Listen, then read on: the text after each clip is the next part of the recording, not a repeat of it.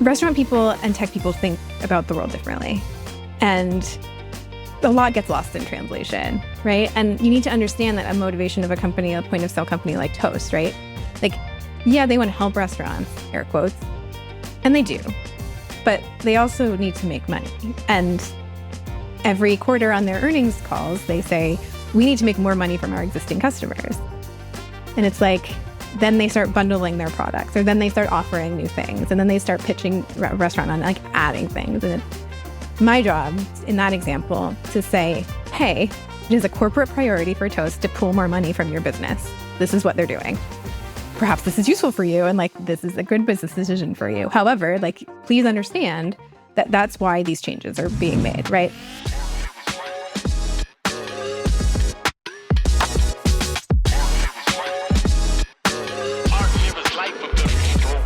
Welcome to the show. Thank you. I'm really excited to have you on. And I wanted to, we're going to talk about writing today, but I wanted to start because I'm just super curious. You've been a writer, an editor, journalist, basically your whole career from what I can tell. Mm-hmm. But how did you get into food writing and then specifically food tech? Yeah, restaurant tech is what I say, but... Restaurant tech, okay. I started my career in magazines in New York City when that was a viable option. And I sort of fell into the restaurant food beat just by nature of the consumer magazines I was working for. It was also, like, I went to school in New York City and I moved from the suburbs to go to school. And it was my first experience with like the concept of a third place, like the restaurants and like the places that you hang out and, tiny apartments and like going somewhere and having a place that is not your work. That's not your home. It's like the third place. And I just like fell in love with this, like the whole thing, the hospitality, the restaurants, the city, like the energy. And so I started trying to do as much food and restaurant coverage as I could. I wrote a blog about Top Chef for Delish.com when it was a brand new website from Hearst. And then I lost my job in 2009 during the Great Recession with everyone else in publishing and decided to move to California. Temporarily, I said, and ended up working in tech as an editor and reporter covering the tech business in San Francisco in 2009, which was awesome. A lot going on. But when I was doing that, I realized how much I missed the restaurant and food beat. And it was like, well, I guess I just found my thing really early and decided to lean into my very unique perspective as a former New Yorker, now San Franciscan, noticing the difference between restaurants on the East Coast, hospitality in town, New York, like banking, those industries, and then restaurants on the West Coast in San Francisco, largely influenced by the tech community. So I started a newsletter about this in 2013. My husband, he was my husband at the time, suggested I did it. He works in tech and was like, people are starting newsletters, you should do it. It's like way pre-Substack, like the newsletter boom. But I just sort of identified some differences that I was noticing in the San Francisco restaurant scene based on changing guest expectations, based on chefs and restaurateurs embracing tech to communicate with guests.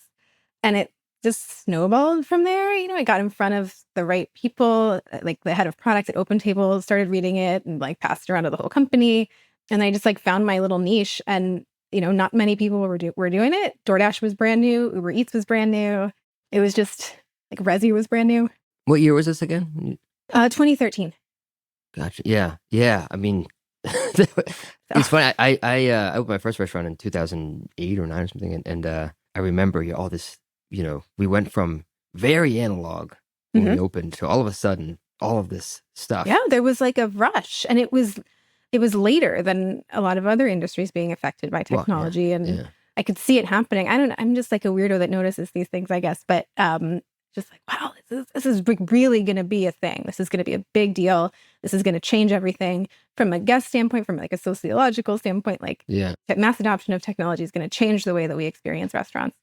So I just latched onto it, and 12 years later, here we are, still doing it. But I can't imagine doing anything else. Chefs and Tech is what the newsletter was, right? It was, very creative title. And it was something like you're connecting like tech-savvy diners with connected or like tech-savvy restaurants. Mm-hmm. Was that actually a pattern you were noticing when people were going to restaurants specifically or just it happened to be that these restaurants that were burgeoning or I think it's about the expectation. Like it was like, I mean, we're talking like people tweeting at a chef, tweeting because Twitter was like, growing at that time like crazy. Yep. Like, hey, Daniel Patterson, like, can you hold a table for me at 8:00? And like, it wasn't a formalized process. It was just like, oh, look, here's this side door and a way that I can interact with businesses. This is when like brands and stuff like weren't taking over social media at this time. There was this gap between, and there still is, this gap between how diners were using tech to engage with restaurants and how restaurants were using tech to engage with diners. And I just wanted to like be in that delta, right? And connect. Any like really acute memories from that time of like, holy shit, I can't believe this is happening that you were writing about? I remember the first comms person from DoorDash like sitting me down in this windowless conference room in their shared office space on Market Street in San Francisco and telling me like, we're going to be really big. And me just being like, okay, like I've heard this before. And then being like, no, really. And I just remember it was Christopher Payne, who was the chief operating officer. He's since retired from the company, but he was just I just remember how intense he was about like demanding that I understand how big of a game changer this company was. And you do hear that all the time. I mean, I get pitched all the time and I still get the like, you don't understand, we're going to change the world. But occasionally there are people that do. So I think I love looking back on that specific conversation because I was like, yeah, you did. You were right. You did it. Because at that point, like the fact that DoorDash might take over like a Grubhub, who was the market leader, was just, like inconceivable. Like you're going to build a network from zero, starting in Palo Alto, California. Okay. All right, this is actually, I'm excited to ask you about this because I remember when DoorDash came to our restaurant. We already had Grubhub and Seamless. They were separate, Yeah. And then there was Caviar, and then DoorDash came. We're like, oh, great, another one. To be honest with you, I haven't run restaurants for several years now. What exactly is the difference between what DoorDash does and did that got them to where they are from Grubhub and Seamless? I mean, I'm sure they'll tell you that they're a completely different model. The big difference was that DoorDash and Uber, they dealt with the drivers. Grubhub didn't really. Like it was just a different. Grubhub was for online ordering, right? And then they built a network, and then they kind of like started the driver contract. It's just it was structured very differently, and it's in a way that's almost hard to explain now because it's completely changed. I think there was that. I think those Postmates, Uber, DoorDash, they put restaurants on their platform like without asking. Yeah, Postmates owned by Uber now. Caviar owned by DoorDash now. It was this growth at all costs, right? They got huge injections of capital, and they were just like. They were adding everybody that they possibly could, right? Without it, you didn't need to sign a contract because it wasn't. It was all like, it was very disconnected at that time. For Uber, I think the big moment for Uber Eats was when they signed an exclusive deal with McDonald's. I remember I was covering it. I worked for a media company bought my first newsletter, and I briefly worked for them before they shut it down. I remember when this happened, and it was like, this is how they're going to expand. This is how they're going to go nationwide. Because that was at the time where it was like, DoorDash is in 20 cities and Uber's in 15. And like, it was just like every week there was like an announcement and they were one-upping each other about how many cities they could be in. And then at some point that metric just fell off because it didn't matter anymore. It was like pointless. And it was like, how are you judging what a city is? And they were like, we don't want to talk about it. And but it was wild. And there was another one called Eat24 in San Francisco that Yelp owned. It was wild days. And I loved writing about it because it was crazy. It was just like these techies in this tech company telling restaurants that they were going to save them or like change them for their own convenience, right? This all started because like, I want to get something. I, consumer, want something from you, restaurant. And restaurants being like, what the fuck? And obviously we are where we are now. So I actually totally forgot how horrific it was in the beginning when we first started with because we had fax machines first, right? So we would get like these fax orders from Grubhub and things like that. Yeah. But also we were the drivers. I totally forgot about that. We had a whole crew and it was kind of like we hired some drivers, like bicyclists mostly, and then like some of our staff would do it. I would do it sometimes, and like an order would have to run back out. And I was like, And I totally forgot that it was decoupled for a while. Yeah. And you had to do all of your own deliveries. And it was basically like you were just losing money hand over fist because you only you could only do at most like 4 deliveries an hour. Yeah. Then they had like these things like Relay and Homer started, which were like, it basically ends up being the same thing because you have 2 expenses now. I totally forgot. I guess DoorDash was maybe the first that sort of ran it all together. Yeah, I mean, I'm always loath to say first because it's usually wrong if you put first in a headline, but they really like took that model to the next level because DoorDash doesn't survive without its couriers, without its restaurants, without its customers, and like in a never-ending flywheel circle. So that is the key. The logistics piece is key to their success. Absolutely. Yeah. Well, we weren't here to talk about DoorDash, but that just kind of happened. But yeah, well, anyways, I want to talk about your work and specifically how you just think about your job. Like, what's your what? This seems sort of maybe a little bit ambiguous, but like, what do you view as like your role in our industry for what you're doing? Like, what is the impact that you're looking to have? And well, I'm a freelance journalist, so I write for other people as well as myself in my newsletter Expedite. I think, like all journalists, it's important to give honest, fair, truthful information to an audience, right? And for me, it's deciphering what perhaps a technology company is saying and what they're doing, or what restaurants are doing, or what restaurants need to understand about tech companies, or what a tech company's motivation is. I don't have a very articulate way of saying this, but just restaurant people and tech people think about the world differently. And a lot gets lost in translation, right? And you need to understand that a motivation of a company, a point of sale company like Toast, right? Like, yeah, they want to help restaurants, air quotes, and they do, but they also need to make money. And every quarter on their earnings calls, they say, we need to make more money from our existing customers. And it's like, then they start bundling their products, or then they start offering new things, and then they start pitching a restaurant on like adding things. And it's my job in that example to say, hey, it is a corporate priority for Toast to pull more money from your business. This is what they're doing. Perhaps this is useful for you, and like this is a good business decision for you. However, like, please understand that that's why these changes are being made, right? Very specific example. I believe that people who like restaurants or work in restaurants or work in technology that supports restaurants should understand how they work. So that's fundamentally what I do, how restaurants work. And sometimes it's like super nitty gritty details, like I just explained. And sometimes it's like big picture stuff, trends, where are we going? Stuff like that. Yeah. Yeah. I mean, in tech, net dollar retention is a really important metric, how much you're growing your current customer base. But it's really, I guess, any vendor, right? Your food distributors also want to sell you more product. And so I guess, understanding more of the why is really helpful. Yeah, your food distributor might be using AI to price their stuff to like get as many pennies as they can from every possible transaction. Just like little stuff like that. Yeah. All falls in my purview. And then I will say too, like, I haven't talked about this yet, so breaking news. I was deeply affected by the election results last month in November.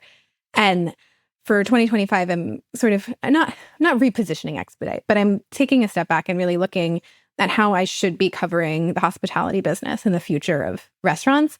And I'm doing that through a lens of power, policy, and access, which just means like, who has the money, who has the power, how is it going to change the restaurant experience for people who work there and people who like them. And there's a ton of ways, like, the incoming president has talked about immigration crackdowns. There's a big tipping conversation and compensation, overtime, like all of these things on a national policy level that might affect the restaurant industry are very important and critical to its future. So while that might be outside the narrow tech purview, it's absolutely relevant to the future of this business. And so I plan to do a lot more coverage, not political coverage, but, policy, power, the people with the money, and how that's changing how we all experience restaurants. Yeah. So, I mean, your audience is really restaurant operators, right? It's about a third restaurant operators for Expedite. We're talking the newsletter, but a third restaurant operators, a third people who work in tech companies, restaurant technology companies, hospitality tech, hotels, and a third, I would call them just restaurant enthusiasts, which is the group of people that probably work or understand technology and have more than a passing knowledge of how the business works and just care about how a restaurant or a hospitality business works. Perhaps they like them. Yeah. You have your freelance work you do, and then you have Expedite. It's funny. I always just think of you as, you're Expedite, Yeah. Kristen from Expedite, but you do you write for all these other publications as well. I'm curious, and maybe this is just broadly speaking for a journalist or an independent journalist, but like, how do you measure success, and then just iterate on that as you're doing more?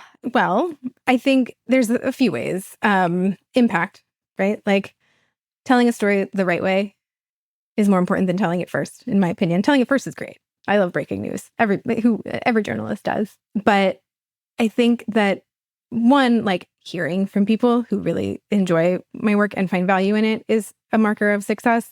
But so is a growing subscriber base. I have free subscriptions. I have paid subscriptions. Paid subscriptions keep the lights on.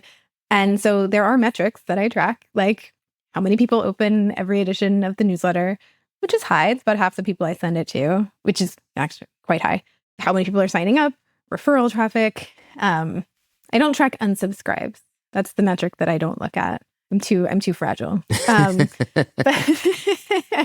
And then for the other work that I do, the freelance work externally, success there is just being able to tell a good story for a broader audience. Fast Company has a ton more readers than my little niche newsletter. And if I can explain to them why they should care about, I don't even remember what I did last time, like Jose Andres opening a hotel in DC, like that's great. I would love to do that. I love to do stories about restaurants and how they work for a broad audience.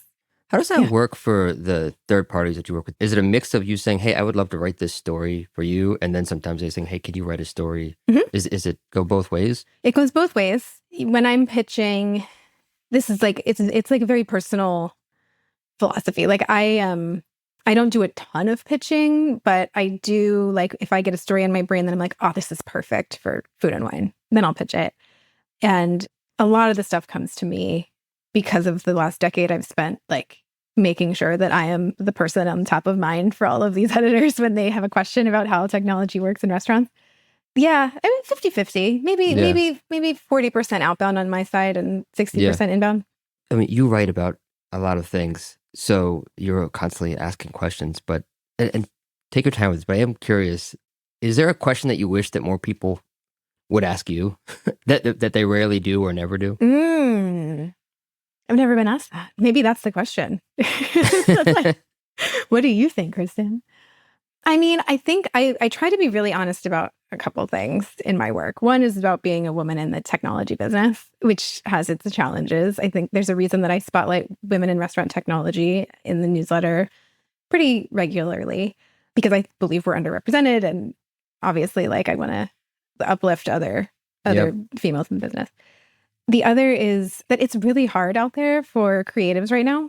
Like, I don't love to shill for subscriptions. I don't love to beg people to subscribe and pay and do all of these things. But realistically, the newsletter, I make about as much money on Expedite as I did at my very first job in 2004, which is great. Like, I have a successful business and it's consistent and, it's not passive income. I'm working for it, but it's regular.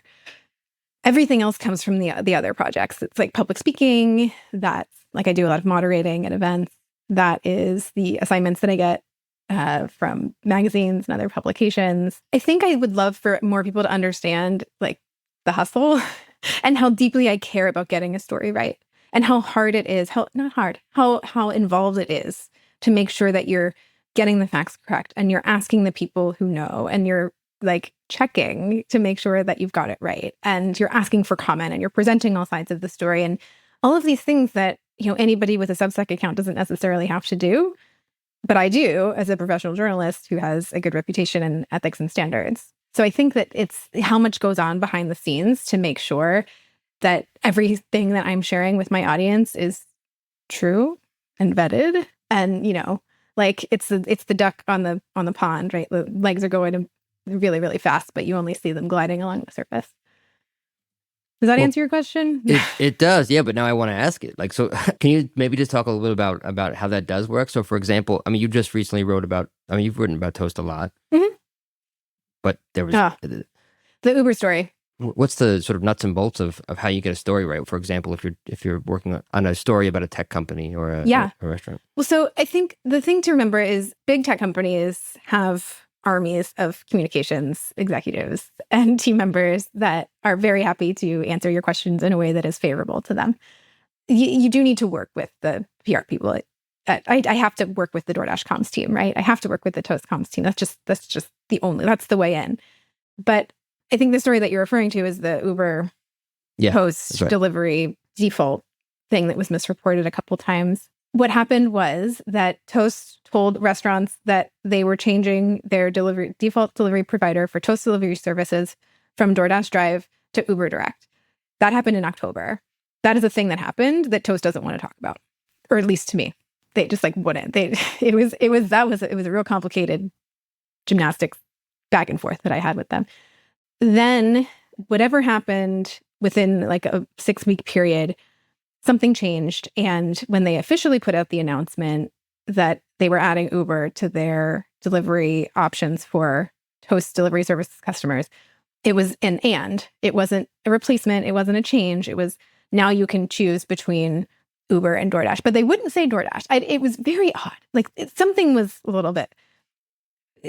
Whatever happened feels like a big deal, but I can only speculate. So when I got the official announcement from Toast, what happens is I talk to restaurants and I'm like, what is your lived experience, right? Because their lived experience was a lot of them were told that they were being switched against their will to a different provider. And when I asked Toast about it, they just declined to talk about it, which they are wont to do. But I have to say, I asked them about this and they declined to talk about it, right? So reporting a restaurant's lived experience, like important, legit, reporting that as the final word on a policy or a partnership from a tech company, probably not a good idea because it's not the official word, right? It's not their official release. It's not what they're telling shareholders. It's not what they're telling the public. And, I can speculate and I can guess, and I do sometimes in the newsletter speculate and guess and share my opinion and what I think happened. But you have to make sure that you're checking with everybody that you're writing about, everybody that you're saying something about, and at least giving them a chance to respond, even if they won't tell you if it's true or not, right? Like you have to just give someone a chance to respond to like accusations or an announcement or like when the CEO of Talk started like lobbing bombs about OpenTable to me on a live podcast recording, like I had to go check with OpenTable and be like, hey, is this true? Right. And for a while they didn't want to talk about it. And they're just like, we're not commenting. But I say, OpenTable declined to comment when I asked about this. Like, it's just little stuff like that. How much time do you have to give? It depends. It depends. So if it's a consequential news story, it can just be a couple hours, right? And or an hour. And then the line is, a representative for DoorDash did not immediately respond to a request for comment. If it's something that's critical to a story, like the Toast story, a day usually. Yeah. Oh, so not a ton of time. No, like you think about, like, did you read I would love to compare myself to this, but I'm not doing the same kind of work. She said the book about the Times reporters that broke the Harvey Weinstein story. When they went to his legal team, they gave 24 hours. So like that's a lot of time and a little time for a story of that magnitude. Yeah. But you a fair amount of time. I need to know this by tomorrow. I need to have a response. And that's why these communications professionals are employed, to give you a response in the time frame that you need to have it in. I'm learning so much here about journalism. Oh, yeah.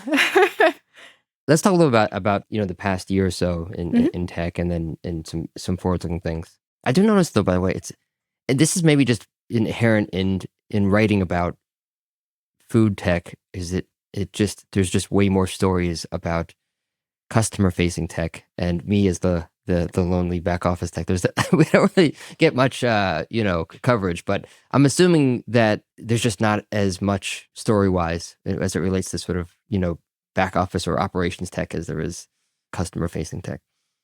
I mean, fair assumption. I think there are B2B magazines that cover it more deeply than I do. I've dabbled in more back of house stuff, but my readership just is generally more interested in front of house things that affect the dining experience. Sorry. That's all right. But I do, makes sense. I do try, and I do try very hard to creatively work, tech content into, like I did a couple of years ago. I was like, one of my friends, absolutely not in the industry at all, she's a doctor, was like, hey, like more restaurants are using toasts. And I was like, how do you know? Like, why do you care? And she's like, oh, I just like notice it because they have this like little logo on the machine, and then the receipt texts you and it says it's from Toast. And I was like, oh yeah. And I did this whole piece about Toast inserting itself into consumer branding and what that meant for, formerly faceless restaurant technology. And we've obviously seen what's happened since then. They are very much a consumer brand. It's kind of weird, but yeah, I mean, I don't know. Like, what would an ideal story for you look like about me? Look, I think you tell me. It makes sense. There's just friends of mine that are not in the industry. They'll ask me more about about meez, and I'm like, oh, is it like Toast? Yeah, exactly. And, but by the way, not just friends, also investors, and it is what it is. Yeah, I mean, I think there's it's just part of the course. I think for who the audience is. But was there anything that was sort of like most surprising to you in the past? I don't want to say year, but sure, in the last year since we're at the end of the year. Yes, the Amex acquisition of Talk surprised me. How so? And surprised not in like a, whoa, this doesn't make any sense. Like it makes perfect sense.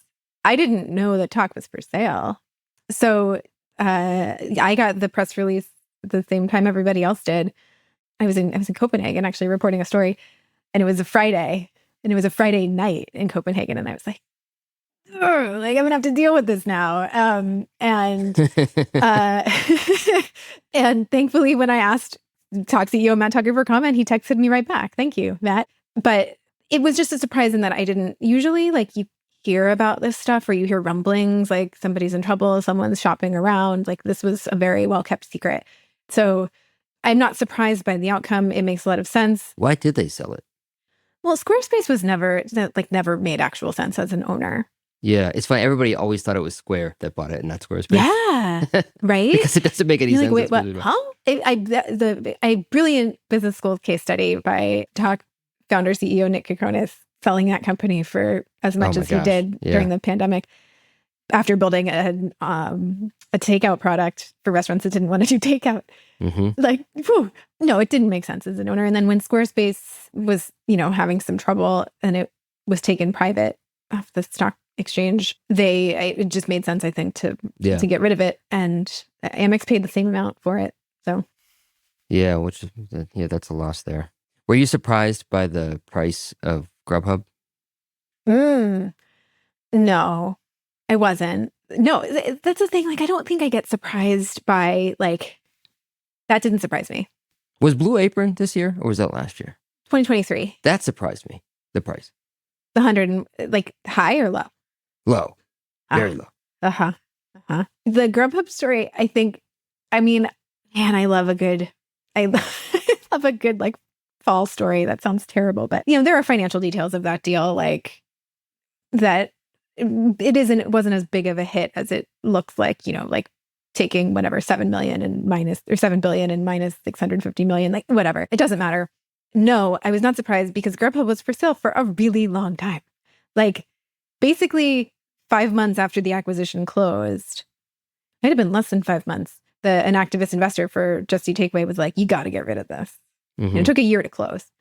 But pretty much immediately after, they were like, yeah, we do have to get rid of this. And that was, 3 years ago? Was there any like interest from DoorDash?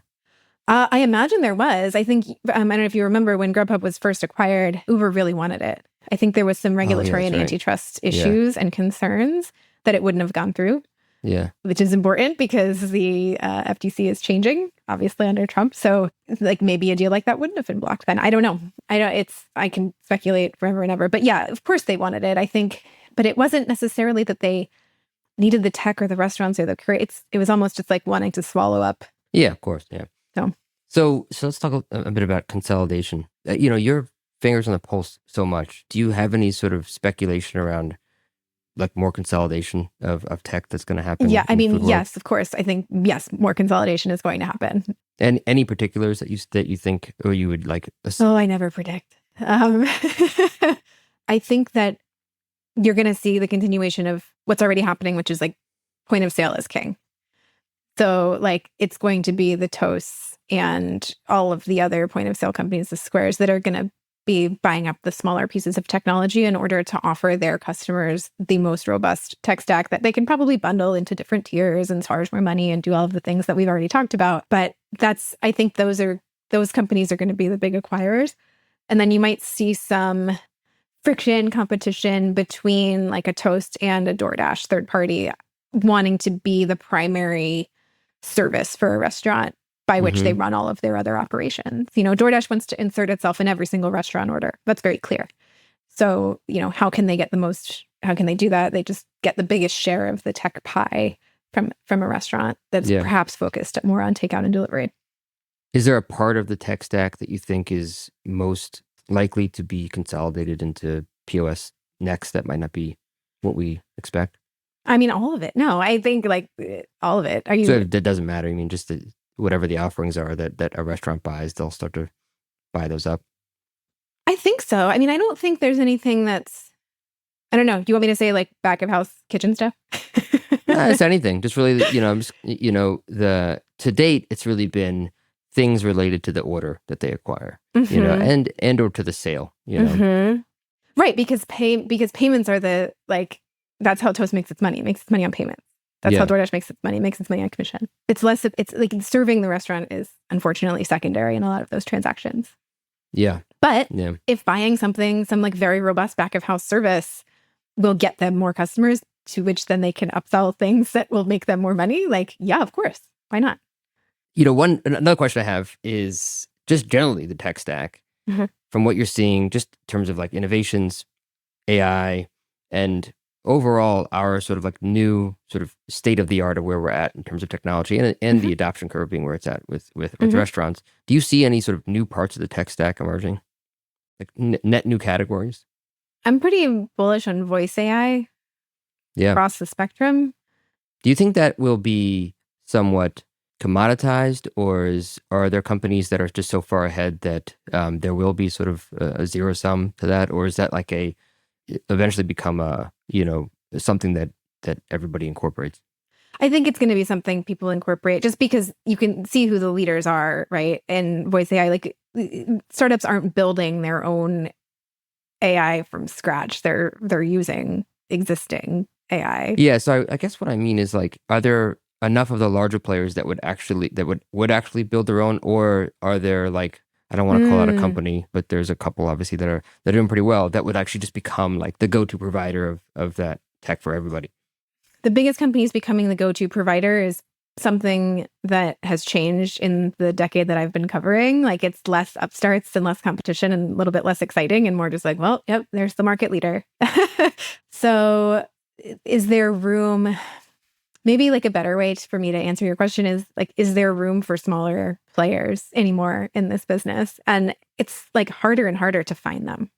It's harder and harder to find the piece of tech that was built by, the son of an immigrant who opened a restaurant 30 years ago. You get them. I did a lovely piece in San Francisco about a local voice AI company that's working with Flour and Water on answering its phones. And it was like a sweet little thing, Like they live in the city, Flour and Water's in the city. They talk to each other all the time. They like made tweaks and changes with each other. And the AI phone system was built because the founder was the son of a restaurateur in the Tenderloin in San Francisco and wanted a solution for their restaurant. It has become, I say this all the time, it's like less exciting for me as a journalist because I'm covering just like these huge behemoth companies that are public and gated and have layers of communications as I've shared. And so like, I want to believe there's a lot of room for innovation and disruption from, an upstart or a smaller player, but it's, we're pretty deeply entrenched now in the restaurants, like having their tech stacks. Yeah. And I think it's just a natural order of things. I mean, if you look at a macro level, like Google, Waymo wouldn't be where it is, or if they didn't buy DeepMind, it'd be a very different place. And, you have to have a lot of cash flow, a lot of cash to build some of these very step function, innovations in what we do. And it's very hard as a startup to be able to get the amount of, not just market share, but the amount of resources that you need to actually build something that is a step function improvement. And so it almost seems just like a natural order that like the larger companies that are throwing off the most cash flow will either build or buy something early and innovate on it because they have the cash flow. I don't know if there's anything necessarily wrong with that, because it'll enable you to build things, faster. Yeah.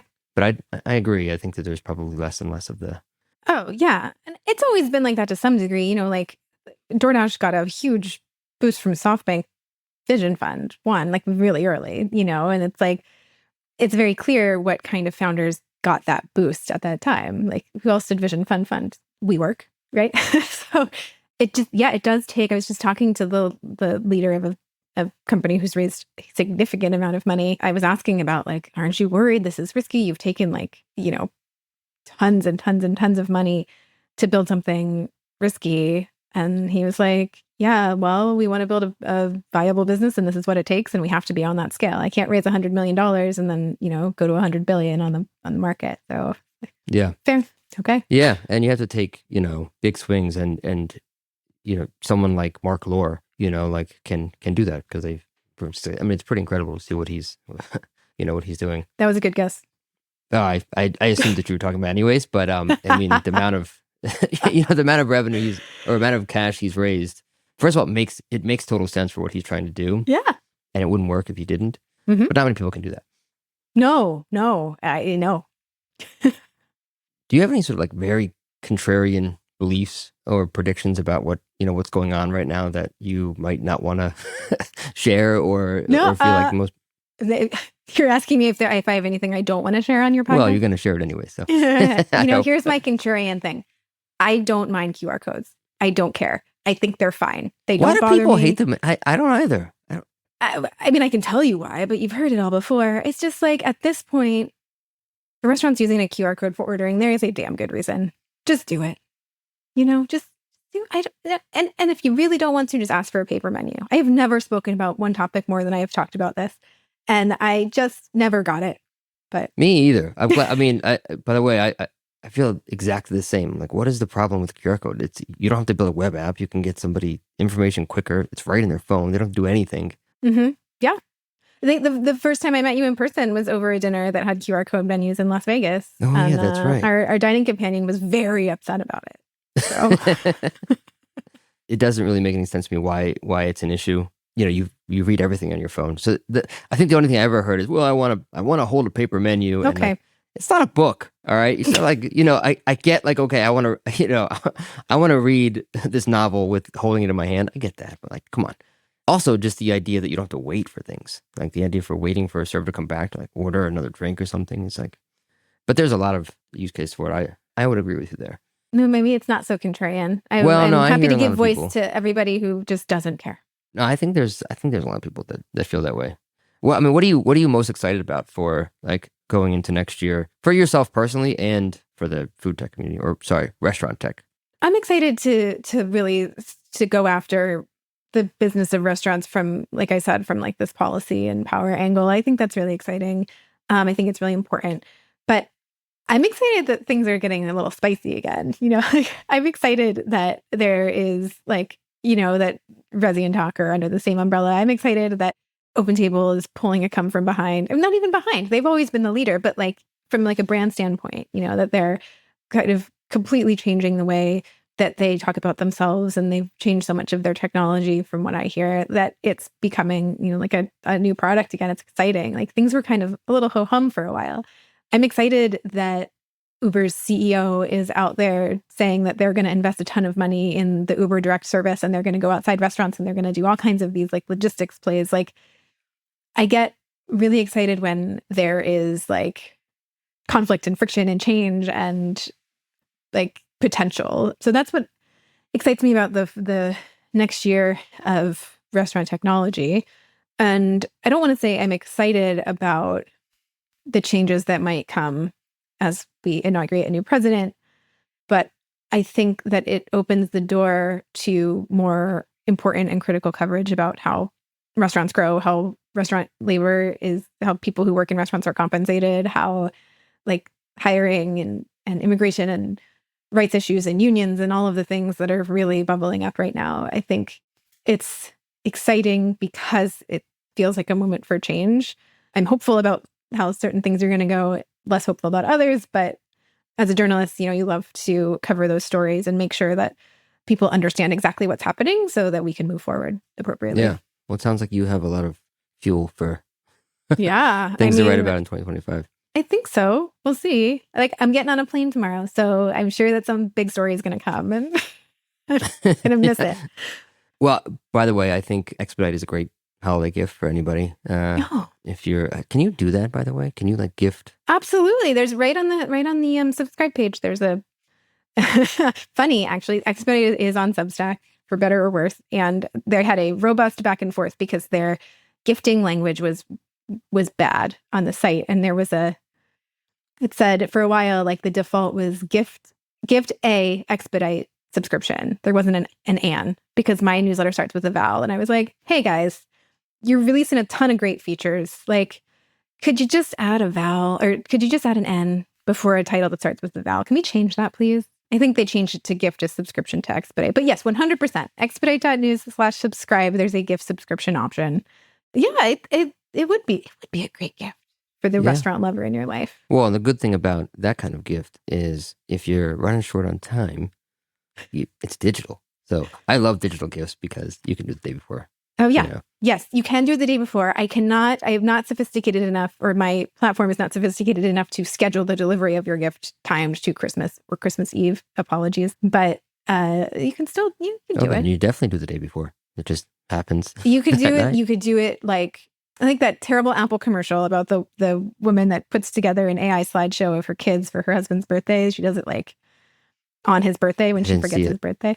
Oh yeah. It's one of those, it's like in the genre of like creativity killing AI will save you. Like, oh, you forgot a gift? Like, here, your phone can make a slideshow of all your pictures, set it to music, and like I have to say, by the way, I've had an iPhone since day one. Mm-hmm. I've had a Mac since day one. I love Apple. I can't stand the new Photos app. I don't know how to find my favorites. Which is like the one thing you should be able to find, right? It's really bad. It's like, true. I just felt like I was really old. Like I was like, oh no, am I too old to understand how to use my phone? Like, have we arrived at that? I hope it's just that, in my life? And maybe we're just like, I don't know though, over the hill, as a tech writer, like that would be really bad news for me if I'm suddenly out of touch with how to like operate. Yeah, there's so many things though with the new UI that I'm like, who thought? Like, did someone consider this? Because it's like the new a control screen. Like it doesn't always go to the control. It like goes to the second. It goes to like an app, and you have to slide it back. Yeah. See, this is a perfect example of how technology decisions made in a vacuum, in this case, like down the peninsula from where I am in San Francisco, affect your life deeply. Like, they need to refactor that Photos app back to what it was. I wish we had an option just to go back to the original, because like I literally can't find my favorites, and the search thing doesn't work at all. Like, it'd be different if like the search, I'm a big search versus file folder kind of person. Like I search all my Google Docs like on my browser. It doesn't work. I can't search like, even if I search like brown dog, my dog's brown dog, it doesn't come up every time. So it would be different if the search was so good that you didn't need to organize anything, but it doesn't work that way. I think it wants to get there. Yeah. It's just training us. It's training us to use search and AI functions. That's right. Kristen, thank you for taking some time today, and congrats on just continuing to build Expedite. It's really incredible to see. Oh, and I was grateful that I got to meet you in Vegas, and I'm sure we will have a dinner again sometime in the future. But until then, I really hope that you have an awesome time flying to New Zealand, and I hope that your children sleep the entire way. Yeah. And if not, that the iPad keeps them busy. Yeah, it'll be great. Well, thank you so much for having me. It is, like I said, strange to be on this side of the interview, but grateful for a chance to tell the story behind the newsletter that I care so deeply about.